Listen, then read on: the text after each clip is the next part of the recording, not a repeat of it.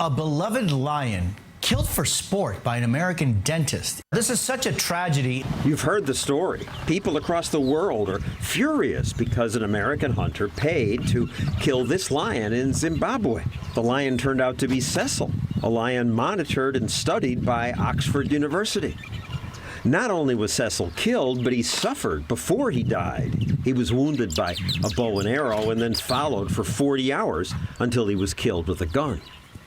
The dentist who shot him has gone into hiding because people threatened his life. These protesters want him extradited to Zimbabwe. Extradite Palmer! Extradite Palmer! These animals are endangered. People are killing them all the time. Wealthy people. Ooh, wealthy people. That's part of their criticism. The American dentist is rich enough he can choose to pay $55,000 to kill a lion. The animal rights people want stronger bans on hunting. But Hunter Terry Anderson says this kind of thinking is just stupid. It is stupid, and it's stupid if you think about it for very long. It's stupid for three reasons. One is every time hunting has been banned, we end up with fewer animals. Kenya outlawed all hunting in 1977. Since then, 70% of the wildlife population has disappeared to people who are killing them illegally. So they ban it and people just ignore the law, have no incentive to enforce it? Especially the local people who want meat. They kill those animals for meat, and they don't kill them on any sustainable basis. So the population of lions in Kenya has fallen from 20,000 in 77 to now less than 2,000. Because nobody has any real stake in their local lions. There's no ownership. There is no ownership. The Stossel case was a case where it was illegal, unethical, and it didn't follow the rules. This was a bad guy. His guides tied a dead animal to a truck to lure the lion out of a national park. They broke the rules.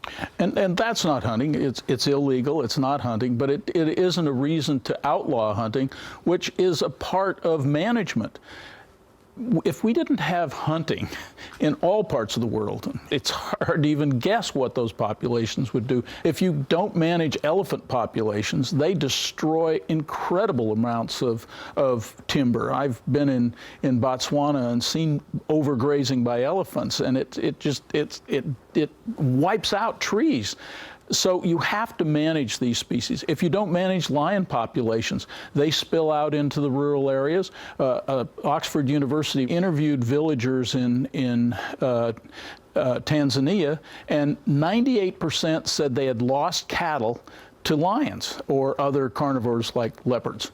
Now, this is a pretty expensive proposition for those people, and as a result, they poison them, they spear them, they trap them. It's far less humane than any of the kind of hunting we might allow. And the only way to get the money to preserve them is for hunters to pay to kill them? Hunting brings in revenue to these villages. If it pays, it stays. They're willing to put up with these carnivores if they're taking in some revenue. They build schools, they dig wells, they build clinics. Why does it have to be hunting to get the money? Why not photographic safaris? I'm told they bring in a lot, and then hundreds of people can look at the same animals. And it is true that people spend a lot of money on photographic safaris. What they don't do, though, is pay the individual villagers, as most of these hunting cases do. Photographic safaris pay for palatial camps, and they pay for lots of airfare to fly around and get fancy pictures, but they tend not to put the money on the ground. There's more money from hunting. Well, certainly there's more money from an individual animal than there is from photographic safaris. Now, we have a market success in the United States from allowing the market to work. Bison, there used to be 30 million buffalo. Nobody owned them, so everybody shot them. And then a few people said, we're going to ranch it off, and these are going to be my buffalo. And that changed everything? It changed everything, starting with one private entrepreneur in Texas who saved a few bison and penned them up and started raising them. And today, Fast forward, we now have Mr. Ted Turner, right outside of my hometown in Montana, has a 100,000-acre ranch with 4,000 to 5,000 buffalo on it, and they show up down the street here at one of Ted's grills. He's making money from them. He is replacing cattle. He has taken out fences. Bison have flourished under private ownership. My Facebook and Twitter followers do not agree with you. Chuck Patterson says, how'd you like outsiders coming in and taking out your trophy animals? You are sick defending this cowardly man that killed this fine lion for fun. First, let me be clear. I'm not defending him. He did something that was illegal, something that any good hunter would say is unethical. He had a history of doing some illegal hunting in the United States. But what this person is really saying is, instead of an outsider, the hunter, the dentist, myself, coming in and paying the villagers, live with this animal, this lion that just killed 3 of your cows when you only have 5.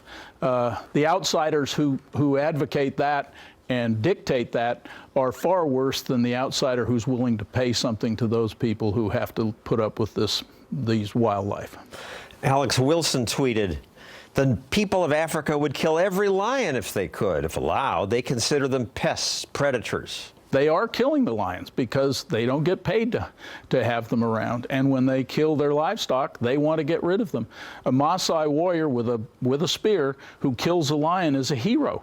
He will get paid in the form of more cattle for killing lions. By his tribe. By his tribe. Better that he gets that the lion gets killed by a legitimate hunter who pays cash to that Maasai hunter and the tribe. All right, one last example of where it's hard for me to get my brain around how the market will work its magic. Overfishing, because the fish swim all over the place, and people who once fished for a living are going broke. Here's an example of that from Waretown, New Jersey. Fishing used to be big, but not anymore. The fellas aren't allowed to fish. They're on all kinds of quotas. So government says, we're going to set a quota on how many fish you can take, and that's supposed to stop the overfishing.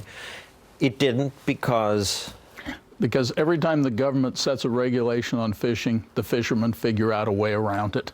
They set season limits so people fish longer days. They set boat limits, people get bigger boats. The way to solve the overfishing problem is to create a stake for the fishermen, and that means giving them a share of a sustainable catch. New Zealand has done this, Iceland has done this, we've done it some in the U.S., and every time we do it, we end up with the fishermen managing the stock far better, husbanding the resource, and end up with more fish for them. No one takes care of the fishery until they have a stake, and then they take care of it. They know they're going to get a certain, like 3% of the area fishery. They want there to be a lot of fish. They don't want to overfish it this year so they have none next year.